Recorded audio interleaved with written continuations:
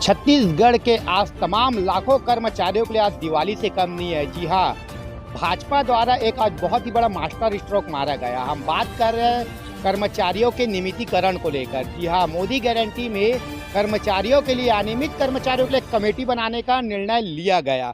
जी हाँ, आज बहुत बड़ी सरकार ने घोषणा किया है अनियमित कर्मचारियों के कमेटी के लिए।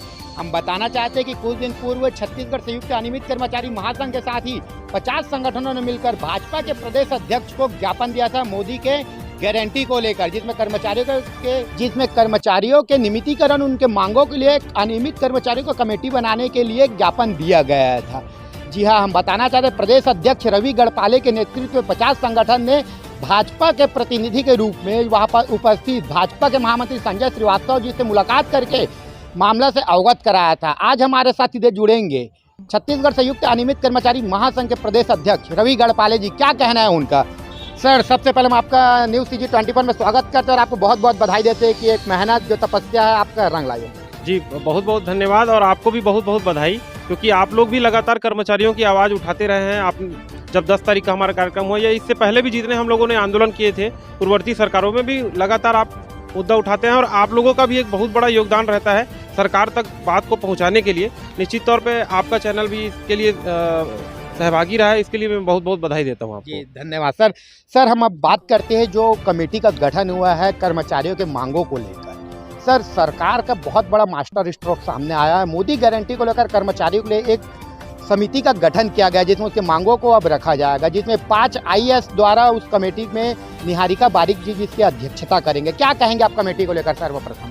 जी, सबसे पहले तो मैं भारतीय जनता पार्टी की सरकार, माननीय मुख्यमंत्री जी विष्णुदेव साय जी, उनको बहुत बहुत धन्यवाद देना चाहता हूं। हमारे जो भारतीय जनता पार्टी के अध्यक्ष, प्रदेश अध्यक्ष विष्णुदेव साय जी, महामंत्री संजय श्रीवास्तव जी और सभी न्यूज़ चैनल और हमारे पूरे साथियों को भी बहुत बहुत धन्यवाद देना चाहता हूं कि 10 तारीख को जो कार्यक्रम हम लोगों ने किया था भारतीय जनता पार्टी के कार्यालय में आकर माननीय नरेंद्र मोदी जी के नाम पे ज्ञापन दिया था। और वो ज्ञापन देने के पीछे बड़ा रीज़न ये था कि आप देख रहे होंगे कि ये मोदी की गारंटी जो है वो 56 पन्ने की गारंटी थी, जिसके 28वें 27वें पन्ने में हमारे लिए कमेटी गठित करने का कमिटमेंट था और ये कमिटमेंट 100 दिन के अंदर पूरा करने की बात रखी गई थी। और निश्चित तौर पर आपको पता है कि कल ही 90 दिन पूरे हुए हैं और आज 91 दिन हैं और 91 दिन में ही हमारी कमेटी का घोषणा हो गया है। और इस कमेटी में 5 IAS लोगों की एक कमेटी बनी है, जिसमें श्रीमती निहारिका बारिक जो कि प्रिंसिपल सेक्रेटरी है छत्तीसगढ़ में और छत्तीसगढ़ शासन में, उनकी अध्यक्षता में ये कमेटी बनाया गया है। और आने वाले समय में जो कर्मचारी संगठन के जो लोग होंगे उनके भी वहाँ पर सदस्य के रूप में शामिल होने की बात यहाँ पर लिखी गई है। तो निश्चित तौर पर प्रदेश के 2,70,000 अनियमित कर्मचारियों के लिए हर्ष का बात है, क्योंकि कमेटी के लिए हम लगातार संघर्ष कर रहे थे, क्योंकि कमेटी के माध्यम से ही आगे नियमितीकरण की कार्रवाई की जाएगी और वो कमेटी हम बन चुका है। लोकसभा चुनाव से पहले हम लोगों ने एक बहुत प्रयास किया था, माननीय मुख्यमंत्री जी से भी लगातार मुलाकात कर रहे थे, लेकिन अंत में जो 10 तारीख का जो हमारा प्रयास था उस प्रयास से निश्चित तौर पे सभी को सफलता मिली है। इसके लिए मैं सभी को बहुत बहुत बधाई देता हूं और पूरे प्रदेश भर में हमारे कर्मचारी जो है इसकी खुशियां मना रहे हैं और मिठाइयाँ बांट रहे हैं और निश्चित तौर पर नियमितीकरण का एक रास्ता जो है कम से कम खुला है यहाँ पर।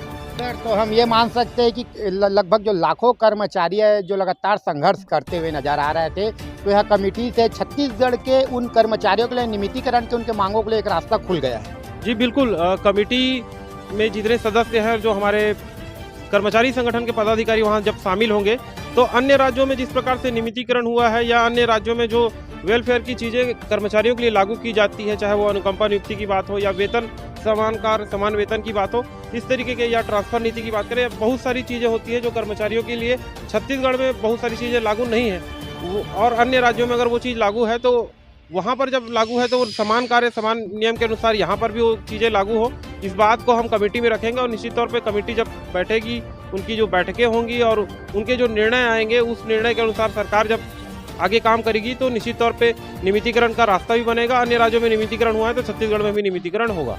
सर, कुछ दिन पूर्व में अनियमित कर्मचारी महासंघ के नेतृत्व में आपके साथ 50 संगठन गए थे, जिसमें भाजपा के प्रतिनिधि संजय श्रीवास्तव जी वापस पहुंचे हुए थे और आप लोगों से ज्ञापन लेकर विस्तृत चर्चा भी किया। तो ऐसे क्या घटना होती, 3 दिनों में ही कमेटी का गठन कर दिया गया? जी देखिए, इस बार हमारा जो प्रदर्शन तो नहीं बोल सकता, हम लोगों ने एक आवेदन का प्रारूप तैयार किया था और आवेदन का प्रारूप इस तरीके का था कि कभी भी बड़ी संख्या में जब आप जाते हैं तो जो मेन लीडर जो रहता है वो अपने हाथ में एक ज्ञापन रखता है और वो ज्ञापन जो है संबंधित जो भी ज्ञापन लेने वाला जो रहता है उसको वो दे देता है और बाकी सारे साथी चले जाते हैं। ये थोड़ा सा इसमें बदलाव करते हुए हम लोगों ने क्या किया कि जितने भी हमारे साथी लगभग हज़ारों की संख्या में पहुंचे थे उस दिन, सभी लोगों को हम लोगों ने आवेदन की कॉपी जो है प्रिंट आउट करके लेके आने बोला था। एक महासंघ का जो ड्राफ्टिंग था उसको प्रिंट आउट करके लेके आए थे और उनकी जो समस्याएं थी वो लोग लेके आए थे। निश्चित तौर पे इसका बहुत बड़ा असर हुआ। लगभग 3000 से 4000 कॉपियां जो है वहाँ प्रदेश कार्यालय में जमा हुई है और मेरी अभी भी बात हुई कि वो जो कार्यालय में जमा हुए हैं वो चीज़ों पे अभी भी मंथन चल रहा है। कहीं न कहीं उसमें भी और निर्णय धीरे धीरे आएंगे। और इसमें मैं आपको ये भी बताना चाहूँगा कि हमारे साथी जो अलग अलग समस्याओं को लेकर भी वहाँ पहुँचे थे, उनकी समस्याओं का भी तत्काल उसी दिन सेम डे पे समाधान किया गया है। इसके लिए मैं संजय श्रीवास्तव जी को बहुत बहुत धन्यवाद दूंगा कि उन्होंने जिला अधिकारी से लेकर जिला कलेक्टर से लेकर सचिव स्तर तक जहां उनको बात करना था और उससे समाधान निकालना था, तो समाधान भी उन्होंने तत्काल दिया था। सर, आगे जो कमेटी है जो अभी जो सरकार द्वारा बनाया गया, किस प्रकार से कार्य करेगी, उसके बारे में आज कुछ हमारे दर्शकों को और उन लाखों कर्मचारियों को आप बता सकते हैं? जी बिल्कुल। देखिए, कल परसों में तो आचार संहिता लगने वाली, तो ऐसा नहीं है कि अब कल परसों ही बैठक हो जाएगी या तत्काल इस पर कुछ निर्णय होगा। हाँ, लेकिन यह है कि रास्ता दरवाज़ा खुला है, तो नियमितीकरण के लिए जब कमेटी का बैठक होगा तो निश्चित तौर पे आचार संहिता के बाद 1-2 महीने के अंदर ये बैठक हम करवाने के प्रयास करेंगे और इसमें कर्मचारी संगठनों को भी सम्मिलित करने का प्रयास करेंगे। सर, न्यूज़ जी 24 के माध्यम से आप छत्तीसगढ़ के लाखों कर्मचारियों को, जो अनियमित कर्मचारी, जो अन्य कर्मचारी, उसको क्या संदेश देना चाहते हैं? जी, आपके माध्यम से मैं अपने सभी साथियों को ये संदेश देना चाहता हूँ कि आप सभी एकजुट रहिए। एकजुटता से ही हमें हमारा लक्ष्य मिलता है। और निश्चित तौर पे मैंने आपको पहले ही बताया था, लोकसभा चुनाव से पहले हमको एक बड़ा चीज़ करना है, जिसके लिए हम लोगों ने प्रोग्राम तय किया था कि 10 तारीख को हम भारतीय जनता पार्टी के प्रदेश कार्यालय जाएंगे। आप सभी ने सहयोग किया। बिना हम इसे आपको बताना ये भी चाहूँगा कि बिना किसी न्यूज़ मीडिया के, मतलब हम लोगों ने कहीं कोई खबर नहीं की थी। हमारे साथियों को जो खबर मिला था सिर्फ आप जैसे यूट्यूब के चैनल है और जो हमारे व्हाट्सएप ग्रुप है उनके माध्यम से सूचना मिली थी और वो लोग आए थे। किसी भी पेपर में, न्यूज़पेपर में ये नहीं छपा था कि हम वहाँ पहुँचने वाले हैं। लोगों को हम लोगों ने दूसरे तरीके से कोई संदेश नहीं पहुँचाया था, लेकिन उसके बाद भी हमारे साथी वहाँ पहुँचे। तो यही एकजुटता आप लोग बना के रखिए। निश्चित तौर पे इस एकजुटता से हमें आगे भी सफलता मिलेगी। ये बहुत बड़ी सफलता है अनियमित कर्मचारी महासंघ के लिए कि 10 तारीख को हम आंदोलन करने जाते हैं और 13 तारीख को वो आदेश आ जाता है। 3 दिन के अंदर हमारे लिए कार्रवाई अगर होती है तो निश्चित तौर पे हमें सफलता मिली है। इस सफलता का श्रेय मैं अपने पूरे साथियों को देता हूँ।